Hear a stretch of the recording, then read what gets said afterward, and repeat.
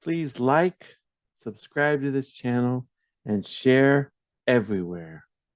Thank you. Welcome to Inspire Me with Jay. This is a podcast to inspire, uplift, show forth the love of God, and help usher in the spiritual awakening. Welcome to Inspire Me with Jay. I'm your host, Jay Spillers. I have a guest today, Jane Greer. She's an animal intuitive.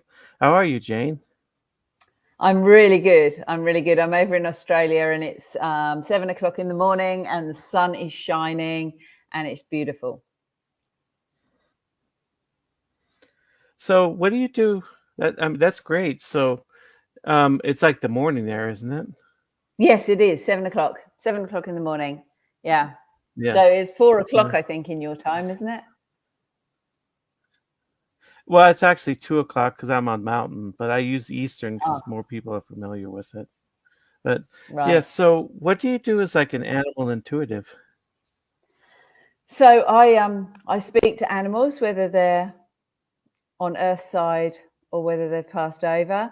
I help with their issues. I help the owners with their issues. I speak to the animals. I can release their trapped emotions because a lot of live animals have trapped emotions like humans do. And I just try and make the whole process a lot easier for the owners, with any issues that they might have.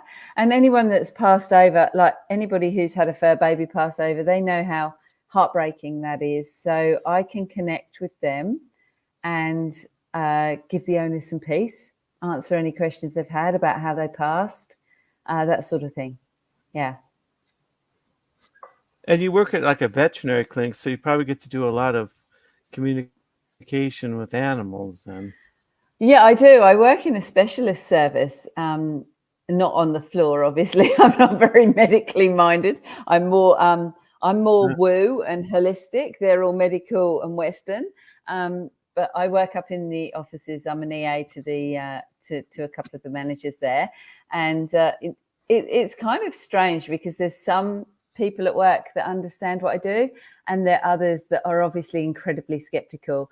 And having this gift, you do realize just how skeptical some people are because it's weird, right? It's strange. It's not your normal everyday thing. You know, you get psychics, you get mediums, you get people who can talk to humans that have passed, but not many people can talk to animals. Although actually it's everyone can. It's just the way, it's just learning how to do that. So I can talk to animals, but I can only ever do that with the owner's permission because ethically I can't just go in and speak to any animal. So yeah. So there's been a couple that one of the vets is quite on board with what I do and she's really interested in me doing that. So I have actually done that for one of her patients, but that's it. Yeah. But I'm hoping that doing things like this and doing the podcast will spread the word.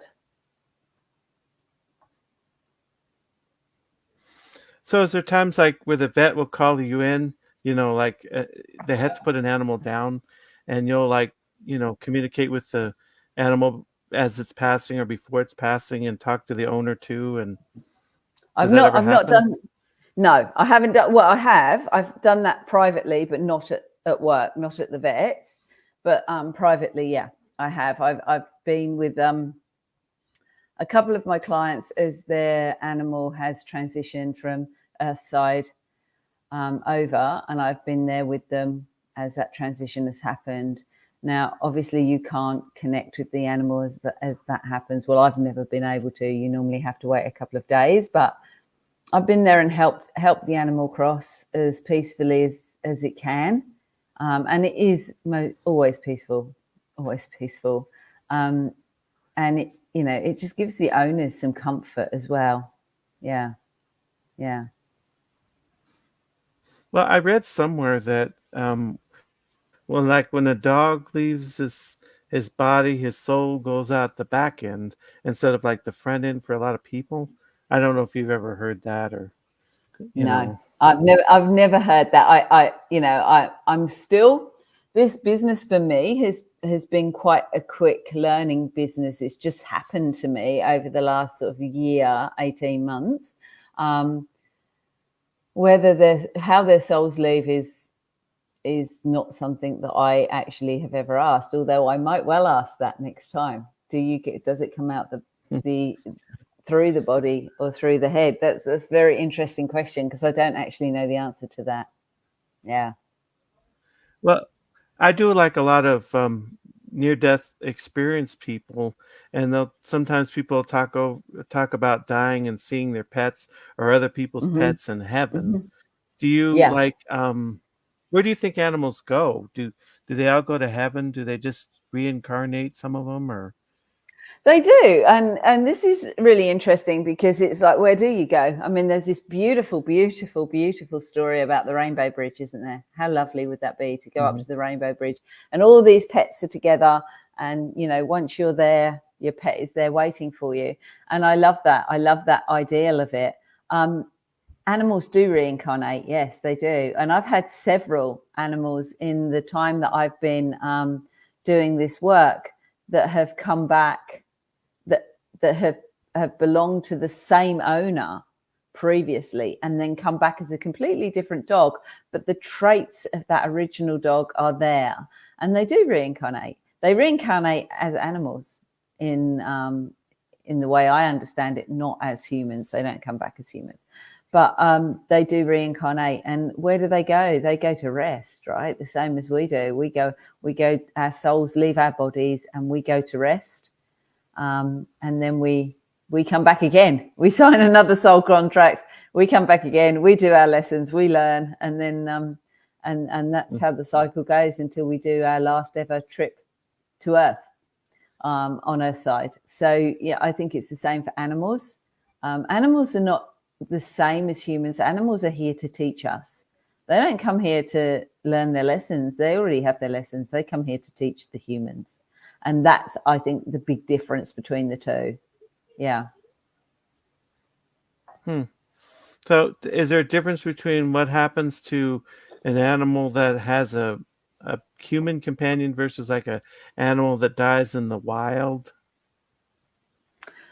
Well, this is quite an interesting question, actually, Jay, because I had a client just a few weeks ago, and I know she won't mind me talking about this, because it was quite awful for her, but her dog decided to leave. He slipped the lead and he went off on his own, to pass on his own. And he knew that there was something more to what was going on within his body than anyone else did. And he didn't want that intervention. He also didn't want his owners, his people, as they call them, he didn't want his people to have to make that decision. He didn't want them to have to then feel guilty. They've made the decision to put him to sleep, or they've made the decision to not put him to sleep, and it was a wrong decision. He wanted to make that decision for them. He didn't want them to go through any more trauma, any more pain. So he went off on his own, and he passed on his own, and he passed very peacefully. But often I know the lady who taught me, one of her animals was passing, and they knew that he was passing. He knew that he was passing, and he said he didn't want any help. And then at the last minute, he called them, that he connected with them, and he said, I need help now. So she took him, she called the vet in, and the vet helped put him to sleep.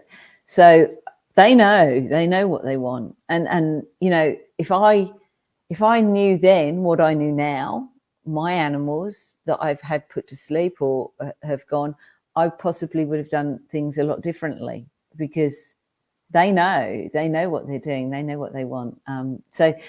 But their souls still leave, and their souls still go to rest, and they still have the same soul contracts as we do. They know what they're here to teach and what they're not, and they know when it's time to go. They probably, and to be honest, Jay, they know better than we do. I mean, what do we know? Nothing. Animals really teach us so much.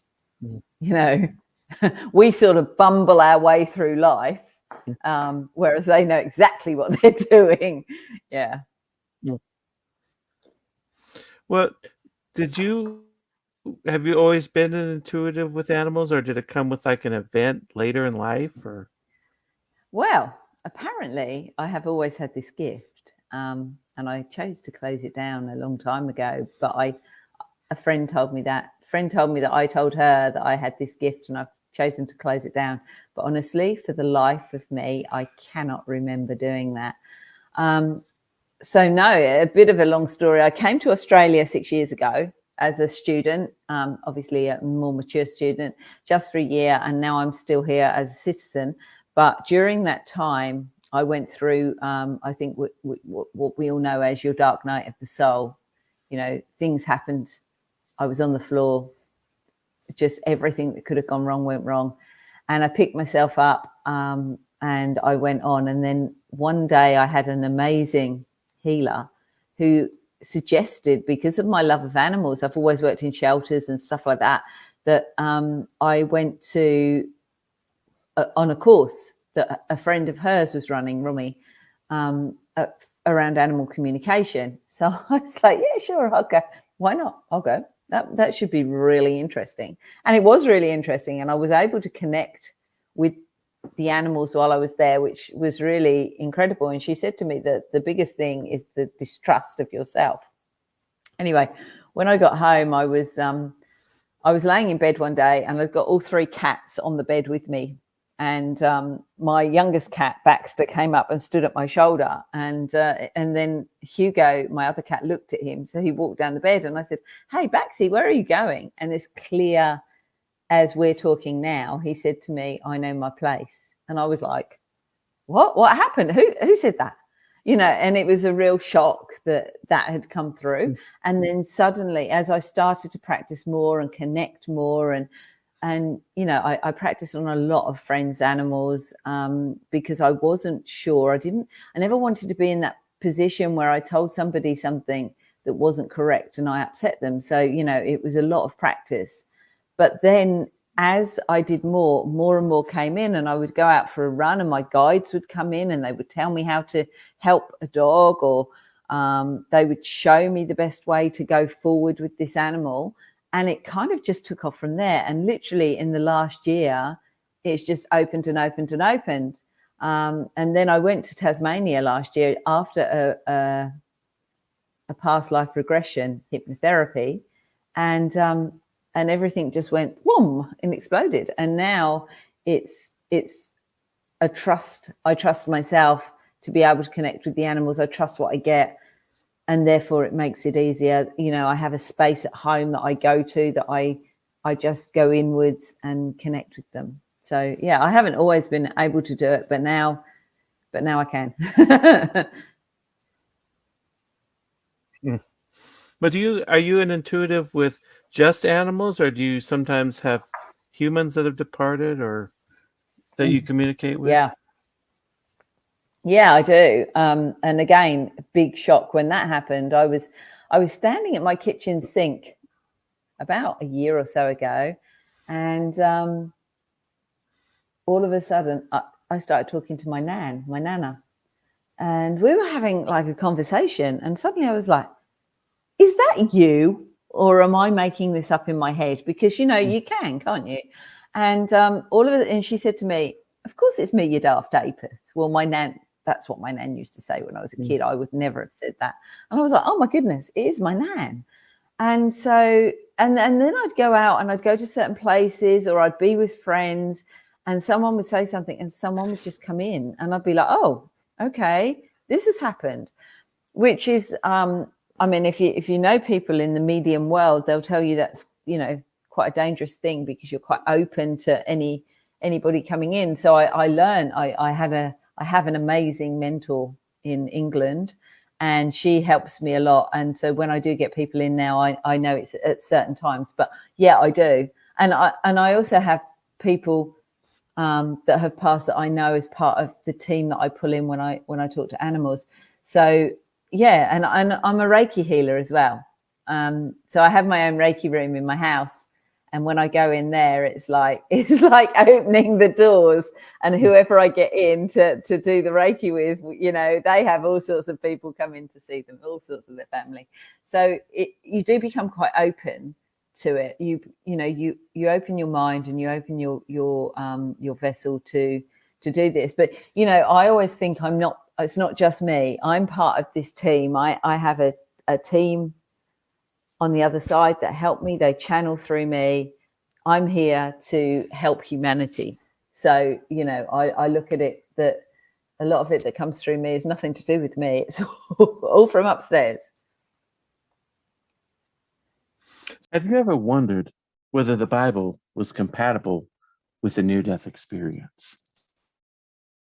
In my book, Heaven's Truth, the parallels between the Bible and the near-death experience, your faith will be strengthened while you support this channel. In Heaven's Truth, you will learn about near-death experiences and other similar experiences in the Bible. Support for the Bible contained in NDEs, a central theme that runs through both the Bible and NDEs, how the NDE brings the Bible to life for these modern times, evidence for both the Bible and the NDE, and much more. Great book. Spillers does an excellent job weaving the relationship between NDEs and the scriptures. 5 stars on Amazon, available on Amazon.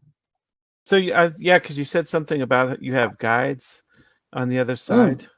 How many guides do you have? Are they similar to angels? Yes, yeah, they are. There's been a few, like, I don't always know the names. The first one that came in was a lady called Elsk, who was an Indian lady. And I was at my healers again. A lot happens at my healers. And suddenly she came in and my healer said, well, what's her name? And I just went, Elsk. And I was like, well, I don't know where that came from either.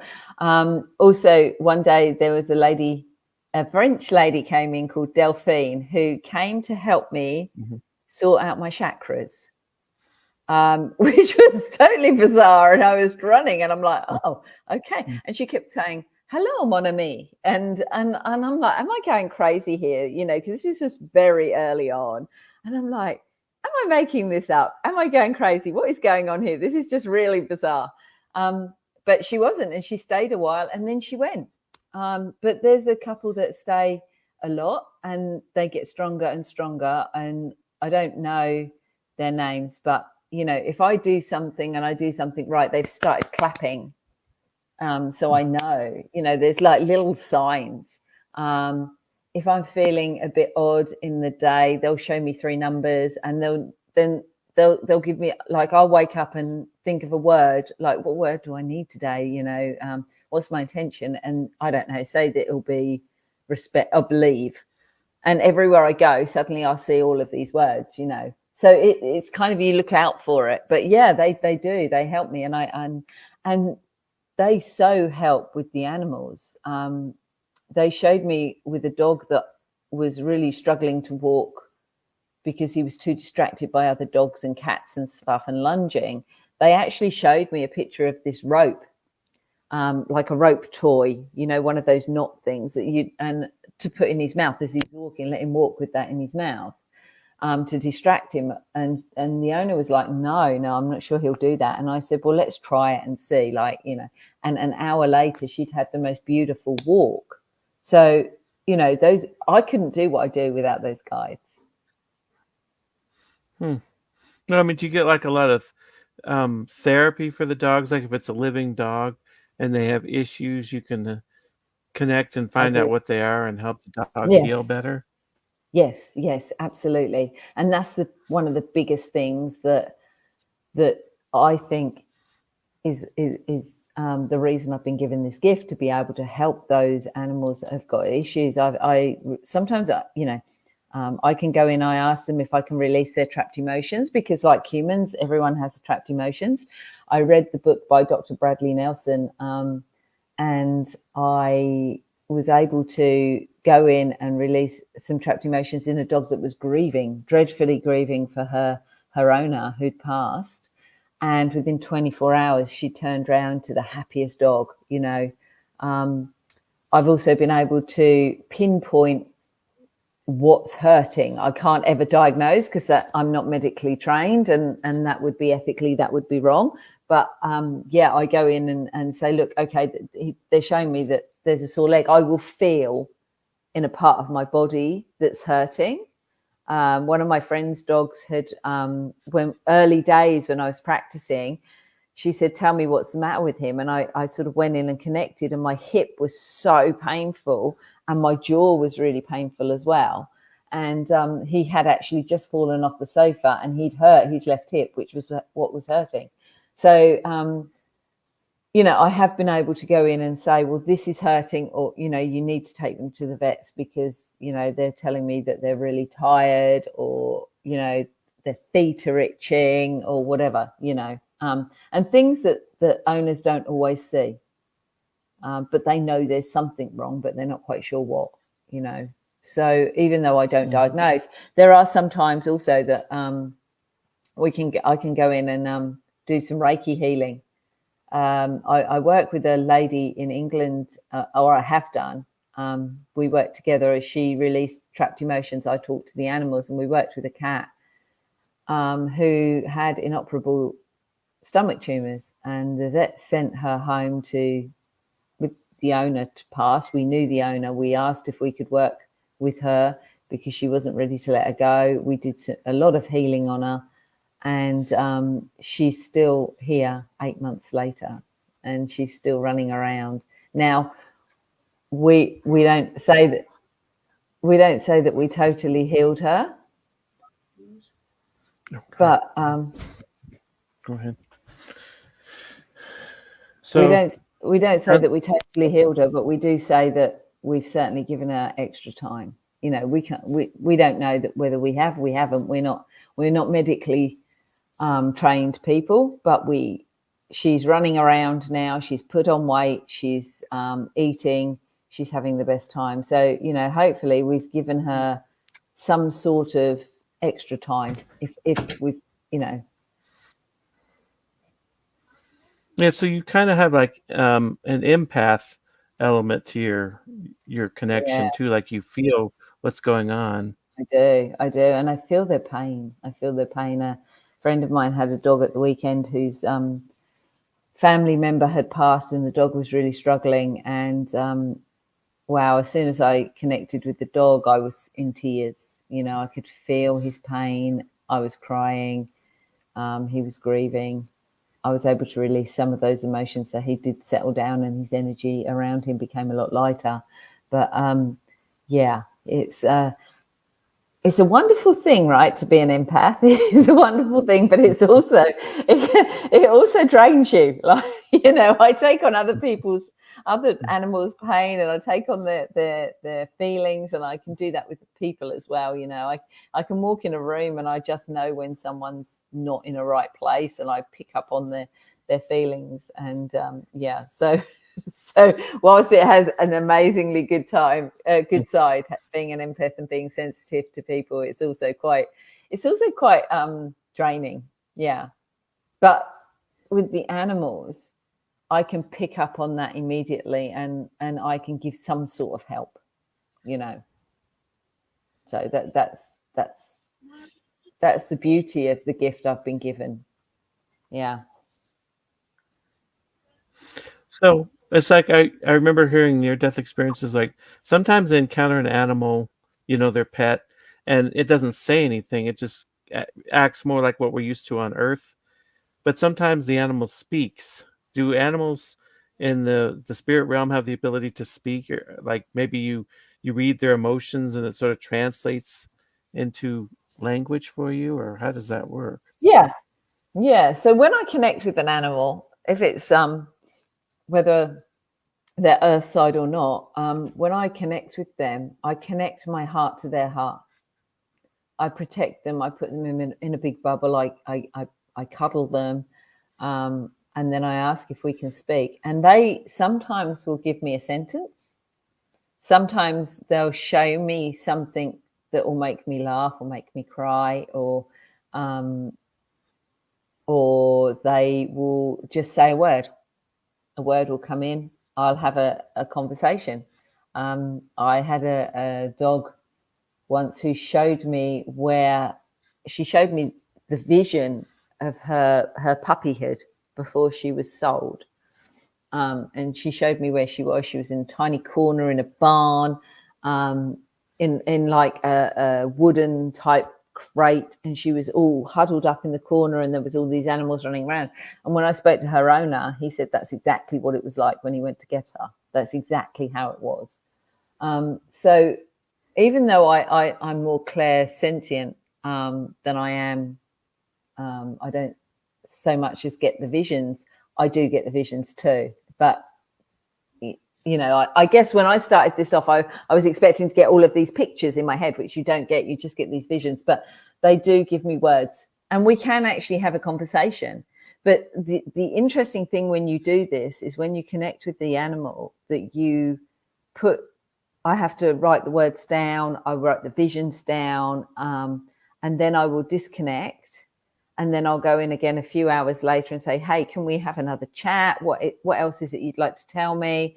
And then we'll get some more. And then over the course of those 2 days, I put it all together into to make it sort of quite logical for the owners.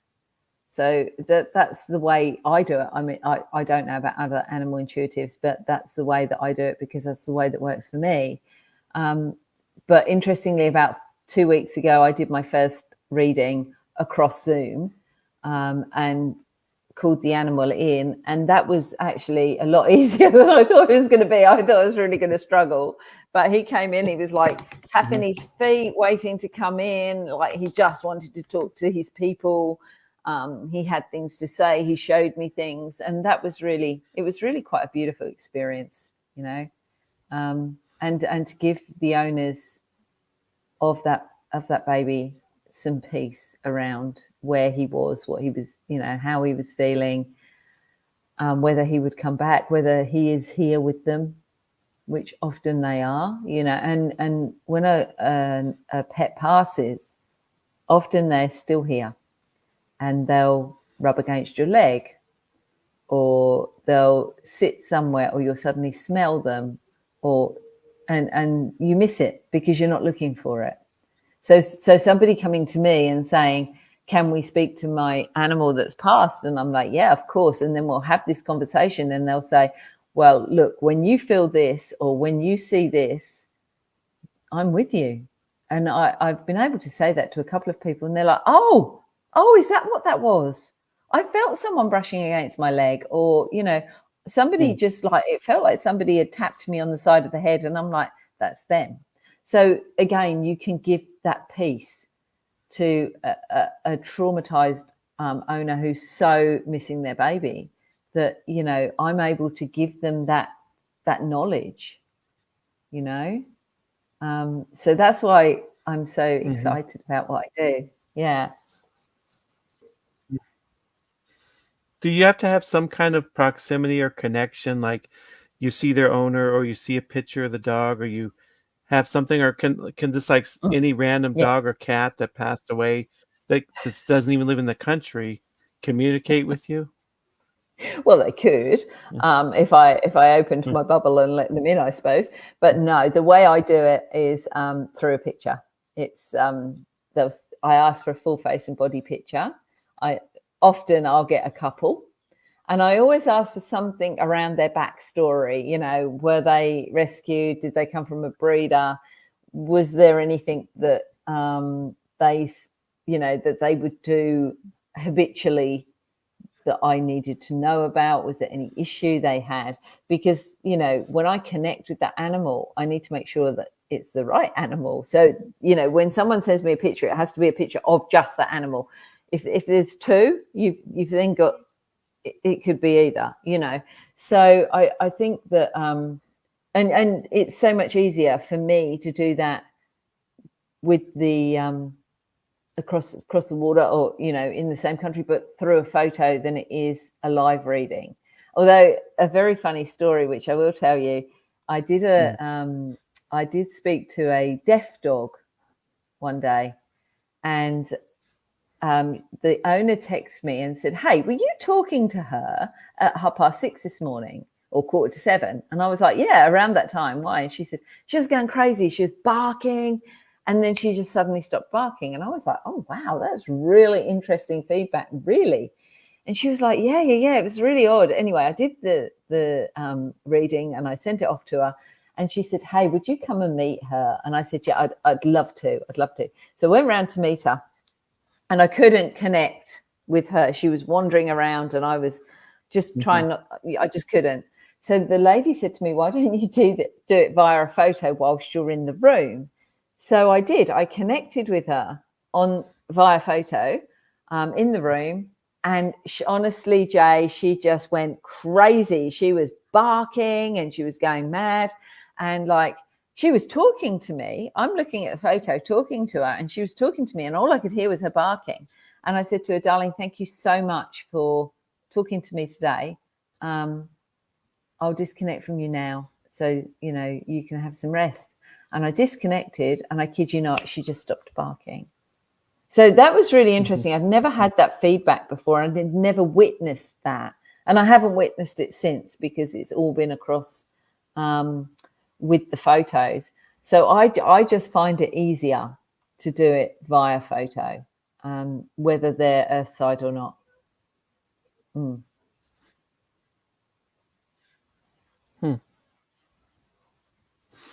So that would be interesting. Like sometimes if you adopt a dog from a shelter and they're a few years old, because you don't really know about their, like what kind of life they had with the previous owners or anything. But do a lot of people come in that get shelter dogs wondering like what went on before they came into the picture?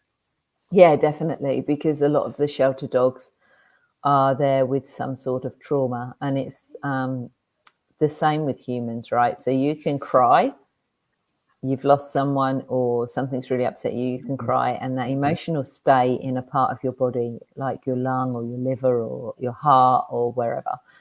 When these animals go through this trauma, and some of them go through so much abuse, some don't. I'm not saying every animal, but there have been some animals that I've gone through that have had abuse, and their emotions are trapped within their body. So when I'm able to release that body, that emotion, they feel very differently. They become very different. They can become quite cuddly. They will let you touch them. Sometimes that happens instantly. Sometimes it takes 24 hours. It's a very interesting situation. But they will often show me the trauma that they've been through. I connected with a dog a while ago who showed me a lot of abuse that went on in his house, a lot of shouting, screaming, children going up to him and shouting in his face and that sort of thing. And when I spoke to the owners, they said that they understood that this dog had come from, a family that weren't coping with him very well. And they understood there was a lot of noise and around that and a lot of discomfort. And I was able to sort of put their mind at ease that he is in a much better place now. And I released a few of his emotions, and now he climbs up on the bed with them and he cuddles them, and, he will bring his ball back, and his recall is much better. And he's just genuinely a happier dog than he was before. So, all of those things, they will show me. But sometimes one of my friend's animals, and I know she won't mind me saying this, one of my friend's animals, I went back with him because he came from a different country to where she's living now, and he wouldn't go back. He just wouldn't. He just blocked it. It was just, and every time I spoke to him and asked him about it, he was like, he didn't want to tell me. And in the end, I only asked him 2 or 3 times, I think 3 at the tops. And I said, you just don't want to talk to me about this, do you? And he goes, it doesn't matter anymore. It's gone.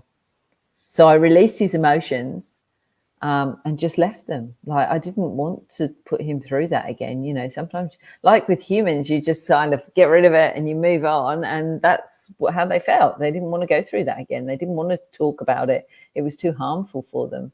And he's such a happy boy now. So why would I take him through that and give him that trauma? But yet another dog, the lady wanted to know where he'd come from because he turned up at her house, and he willingly told me that he'd been left in a field and he didn't know where he was, and he kept chasing up and down the road looking for the owner.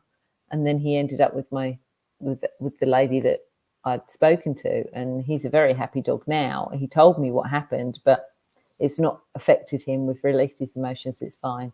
So everybody, dogs, like animals, are like humans. We're all very different. And I also don't ever want to cause any angst to that animal, you know, when that happens. So yeah, it's very interesting. Due to a power outage, we had to cut the podcast at this point. Thank you for watching Inspire Me with Jay, and have a wonderful and blessed new year. Have you ever wanted to learn to meditate? Check out my book, Meditation for Everyone: How to Quickly Have a More Peaceful, Mindful, and Fulfilled Life, and support this channel. With Meditation for Everyone, you will learn to quickly and easily meditate, relieve stress and anxiety, alleviate depression, and have more joy, peace, and relaxation. What you will learn: mindfulness, the art of stillness, step by step on how to meditate, strategies for overcoming challenges to meditation, and much more. D. Mason said this is a nice meditation book, even for those already meditating. I agree with the statements that it will help to have a more peaceful, mindful, and fulfilled life. 4.6 star rating, available on Amazon.